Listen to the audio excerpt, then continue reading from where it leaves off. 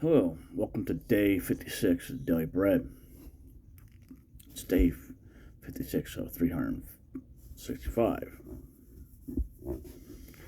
So, we will be reading in Exodus 17, 1 Samuel 17, Proverbs 25, Job 4, and we'll finish off with Songs of Songs 4.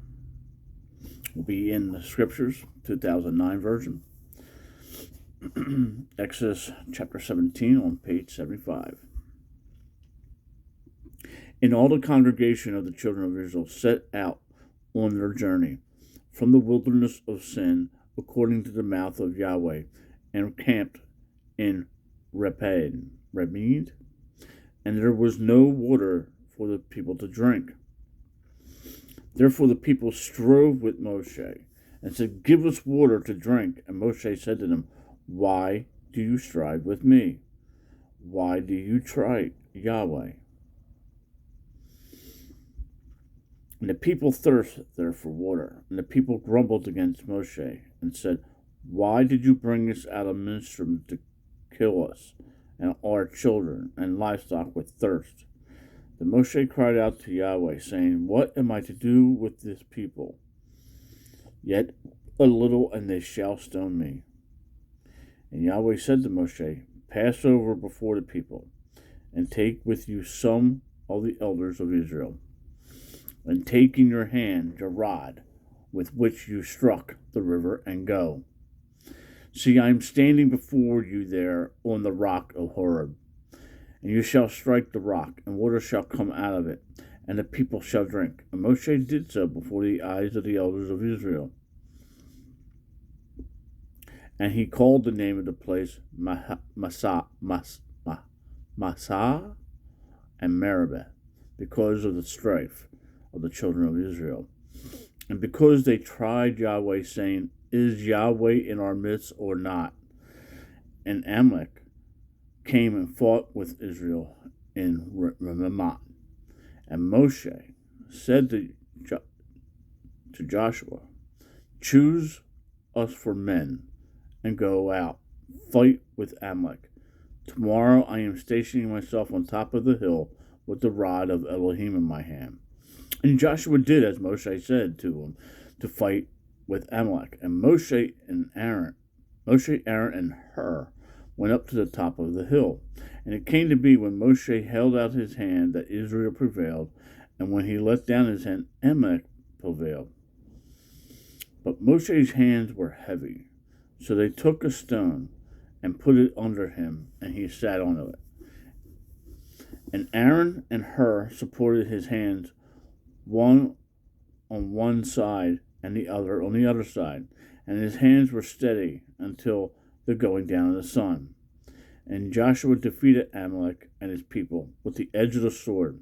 And Yahweh said to Moshe, "Write this for remembrance in the book, and recite it in the hearing of Joshua, that I shall completely blot out the remembrance of Amalek from under the heavens." And Moshe built a slaughter place, and called its name Yahweh Nisa. For he said, "Because a hand is on the throne of Yahweh is to fight against Amalek from generation to generation." End of Exodus 17. On to Samuel 17. Page 297. And the Philistines had gathered their armies for battle, and came together at Sokoh, which belongs to Judea, and encamped between Sokoh and Azekah in Ephes-dammim. And Saul and his men of Israel were gathered and encamped in the valley of Elah, and drew up in battle array to meet the Philistines. And the Philistines stood on a mountain on one side, and Israel stood on a mountain on the other side, with the valley between them. Then a champion came out from the camp of the Philistines, named Goliath, from Gath, whose height was 6 cubits and a span. And a bronze helmet was on his head, and he was armed with scaled armor, and the weight of the coat of was 5,000 shekels of bronze, and bronze shin guards on his legs, and a bronze spear between his shoulders. And the wood of his spear was like a weaver's beam, and his iron spearhead weighed 600 shekels, and its shield bearer went before him. And he stood and shouted to the armies of Israel, and said to them, Why have you come out to line up again for battle? Am I not a Philistine, and you the servants of Shaul? Choose a man for yourselves, and let him come down to me.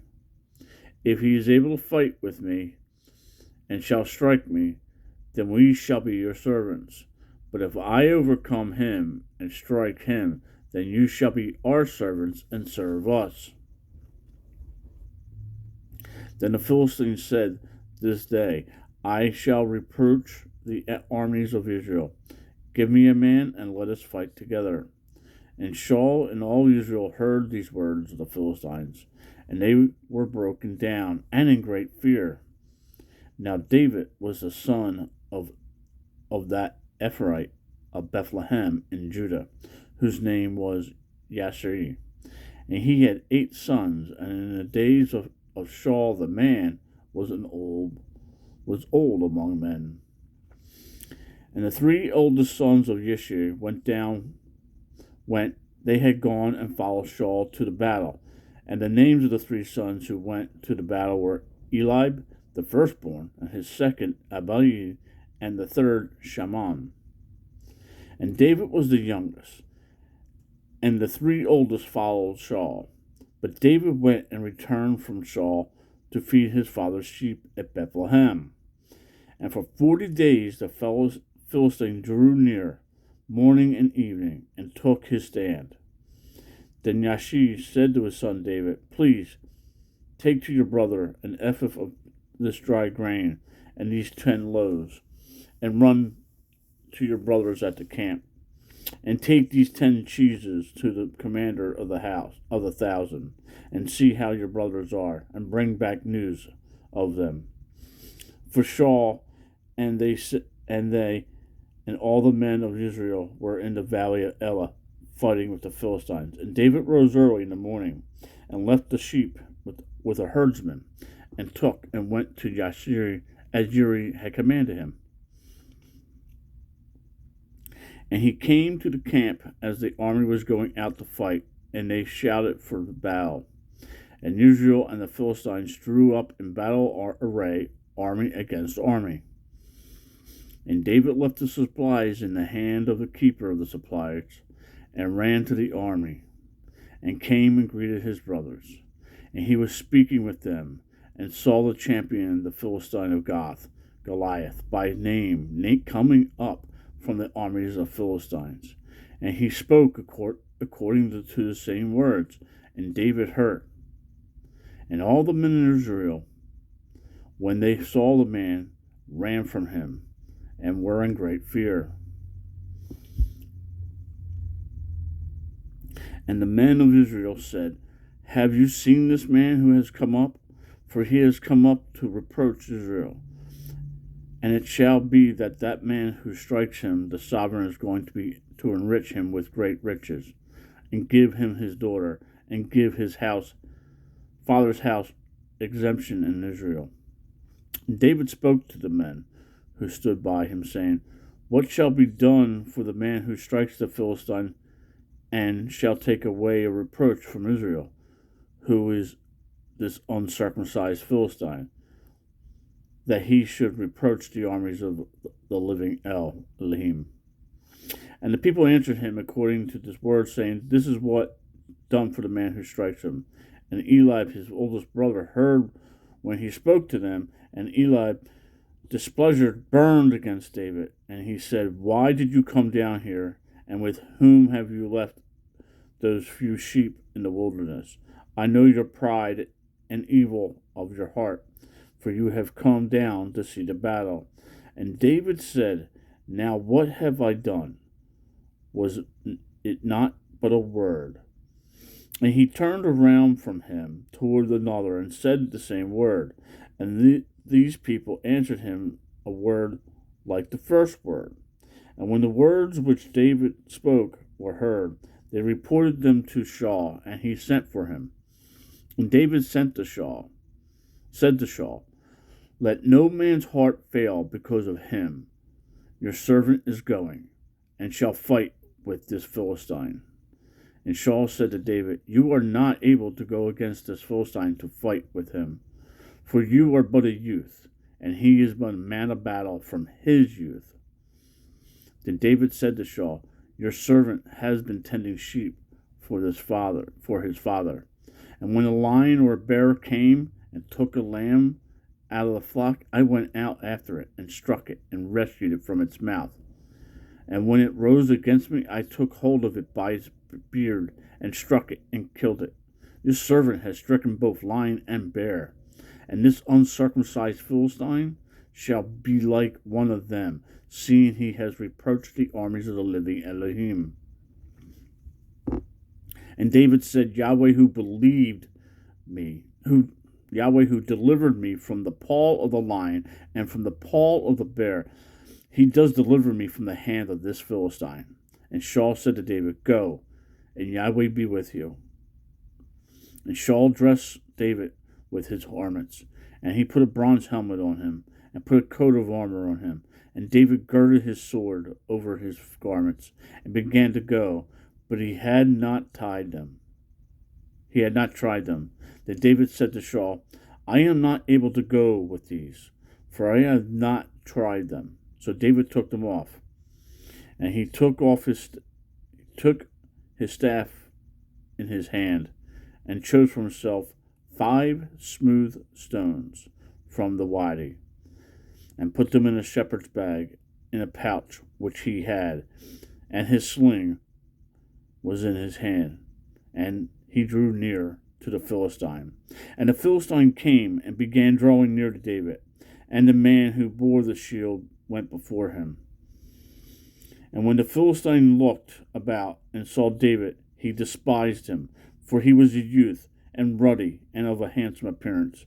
And the Philistine said to David, "Am I a dog that you come to me with sticks?" And the Philistine cursed David by his mighty ones. And the Philistine said to David, "Come to me, and I give your flesh to the birds of the heavens and the beasts to the fields." But David said to the Philistines, "You come with me with a sword, and with a spear, and with a javelin, but I come to you with the name of Yahweh of hosts, the Elohim of the armies of Israel, whom you have reproached. This day Yahweh shall deliver you into my hand, and I shall strike you, and take your head from you, and give the carcass of the camp of the Philistines today to the birds of the heavens and the wild beasts of the earth, so that the earth know that Elohim is for Israel.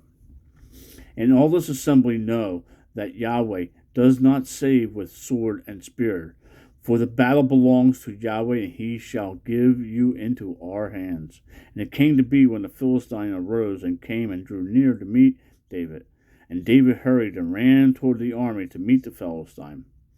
And David put his hand in his bag, took out a stone, and slung it, and struck the Philistine on his forehead, so that the stone sank into his forehead, and he fell on his face. Thus David was stronger than the Philistine with a sling and a stone, and struck the Philistine, and killed him. And there was no sword in the hand of David. Then David ran, and stood over the Philistine, and took his sword, and drew it out of its sheath, and killed him, and cut off his head with it. And when the Philistines saw that their champion was dead, they fled. And the men of Israel and Judah arose and shouted, and pursued the Philistines as far as the entrance of the valley and to the gates of Ekron. And the wounded of the Philistines fell along the way to Shaaraim, even as far as Gath and Ekron. Then the children of Israel turned back from chasing the Philistines, and they plundered their camps. David took the head of the Philistines and brought it into Jerusalem, but he put his weapons in his tent. And when Saul saw David going out against the Philistines, he said to Abner, the commander of the army, Abner, whose son is this youth? And Abner said, as your being lives, O sovereign, I do not know. And the sovereign said, ask whose son this young man is. And when David returned from the striking of the Philistine, Abner took him and brought him before Saul with the head of the Philistine in his hand. And Saul said to him, whose son are you, young man? And David said, the son of your servant Yashai in Bethlehemite. The end of 1 Samuel 17. On to Proverbs 25 on page 751. These two are the Proverbs of Solomon, which the men of Hezekiah, sovereign of Judah, copied. It is the esteem of Elohim to hide a matter, and the esteem of sovereigns to search out a matter. The heavens for height and the earth for depth, but the heart of sovereigns is unsearchable. Take away the dross from silver, and a vessel comes forth for the refiner.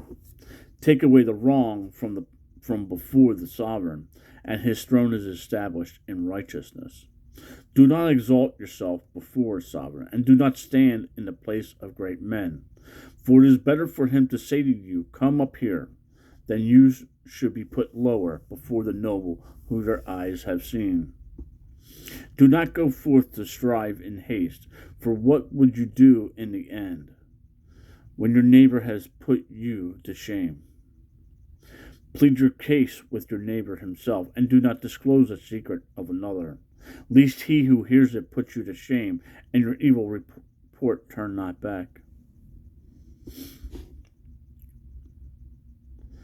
A word spoken at the time is like apples of gold in a setting of silver.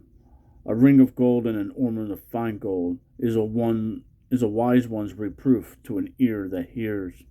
Like the cold of snow in time of harvest is a trustworthy messenger to those who send him. For he refreshes the life of his masters. He who boasts of his gifts falsely is like clouds and wind without rain. Through patience a ruler is persuaded. A soft tongue shatters a bone. Have you found honey? Eat only as much as you need, lest you be satisfied with it and vomit. Make your foot rare in your neighbor's house, lest he gets enough of you and hate you. A man bearing false witness against his neighbor is like a club and a sword and a sharp arrow. Trust in a treacherous man in a time of distress is like a broken tooth or a foot out of joint. One who takes away a garment is cold in cold weather is like vinegar on soda, and a singer of songs of an evil heart. If your enemy is hungry, give him bread to eat, and if he is thirsty, give water to him to drink. For you are reaping coals of fire on his head, and Yahweh rewards you. The north wind brings rain, and a secret tongue and a raged face. It is better to dwell in the house of a corner of a roof than a house shared with a contentious woman. Like cold water to a parched throat is good news from a distant land.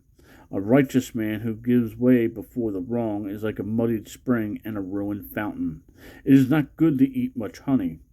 Is it esteemed to seek one's own esteem? A man who has no control over his spirit is like a broken down city without a wall.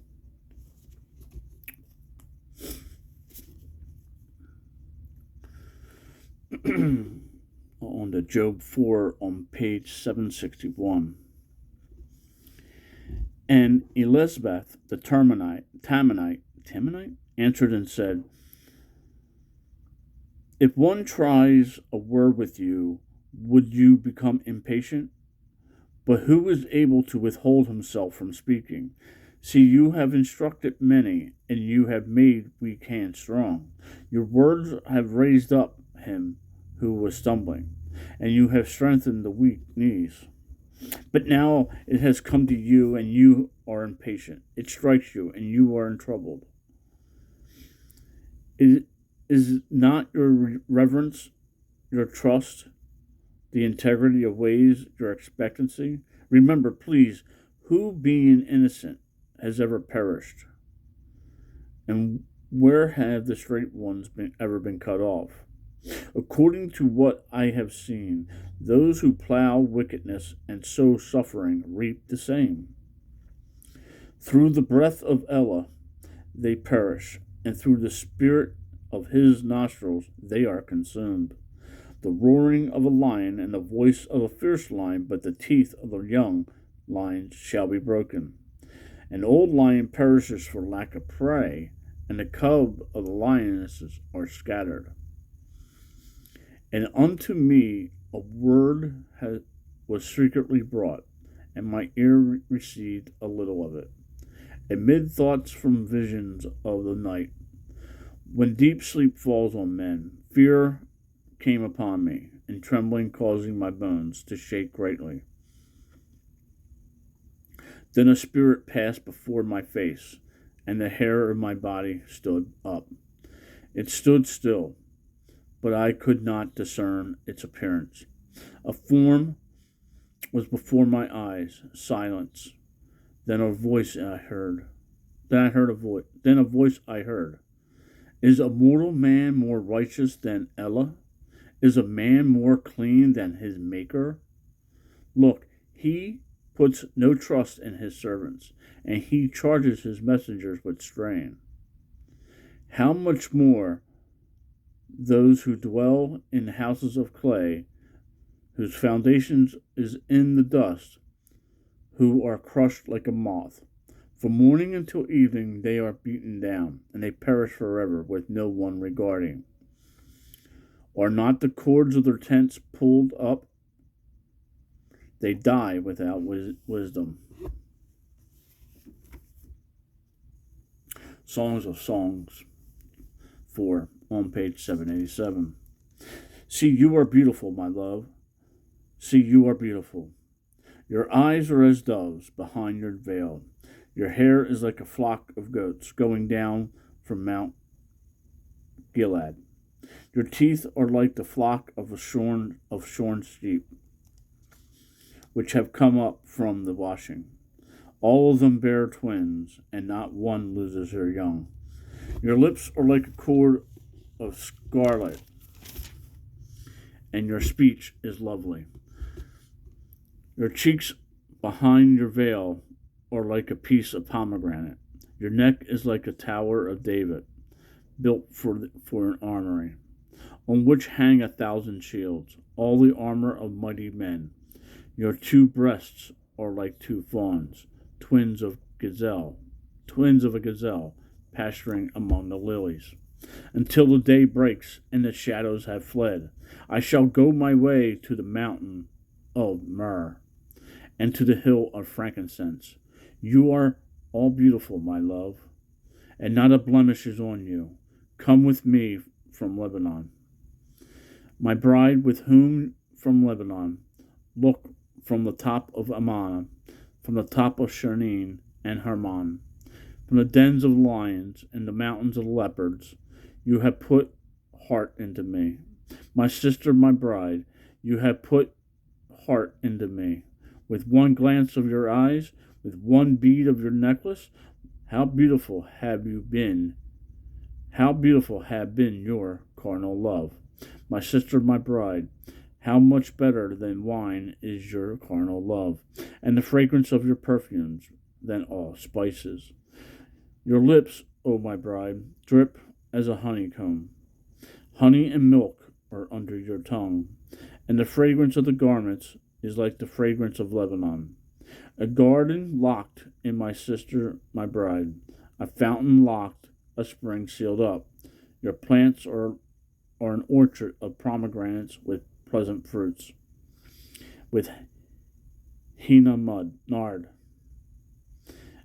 and saffron, calamus and cinnamon, with all trees of frankincense, myrrh, and aloes, with all the chief spices, a spring garden, a well of living waters, and streams from Lebanon. Awake, O north wind, and come, O south. Blow up my garden, let its spices flow out. Let my beloved come to his garden and eat its pleasant fruits. Shalom, make it a great day, read your Bible, and talk to the Father.